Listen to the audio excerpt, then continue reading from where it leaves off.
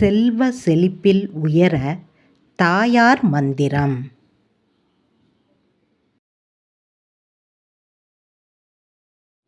4 பேர் மதிக்கத்தக்க வகையில் செல்வ நிலையில் உயர்ந்த நிலைக்குச் செல்ல வேண்டும்.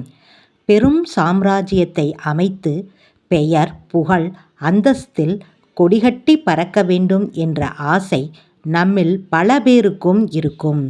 ஆனால் சில பேருக்கு மட்டும் அந்த ஆசை நிறைவேறுகிறது. சில பேருக்கு மட்டும்தான் அந்த அதிர்ஷ்டம் அடிக்கிறது. பல பேர் முயற்சி செய்யும்போது தோல்வி அடைகிறார்கள். செய்யும் வேலையில் பின்னடைவு, வியாபாரத்தில் பின்னடைவு, லாபம் சம்பாதிக்க முடியவில்லை, வேலையில் முன்னேறிச் செல்ல முடியவில்லை. இதற்கெல்லாம் என்ன தீர்வு?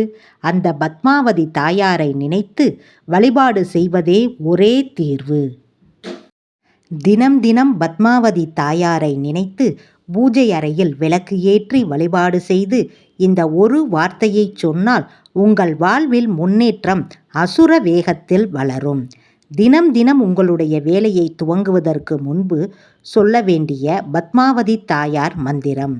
மந்திரத்தை சொல்லி ஒரு வேலையை தொடங்கினால் அந்த வேலை நிச்சயம் உங்களுக்கு வெற்றிகரமாக அமையும். மந்திரம்: ஓம் க்ரீம் பத்மாவதியே வசட். வேண்டிய வரங்களையெல்லாம் வேண்டிய போது வாரி வாரி வழங்கும் சக்தி கொண்டவள் இந்த பத்மாவதி தாயார்.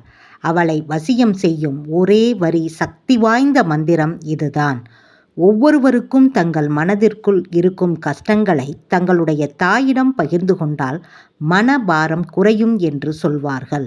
அதுபோலதான் இந்த தாயாரிடம் நீங்கள் வேண்டுதல் வைக்க வேண்டும். பத்மாவதி தாயாரை உங்கள் தாயாக நினைத்து வேண்டுதலை வையுங்கள். ஒவ்வொரு வேலையை துவங்கும் போதும் அம்மா பத்மாவதி தாயாரே எனக்கு பக்கத்துணையாக இரு என்று சொல்லி அந்த வேலையை துவங்குங்கள்.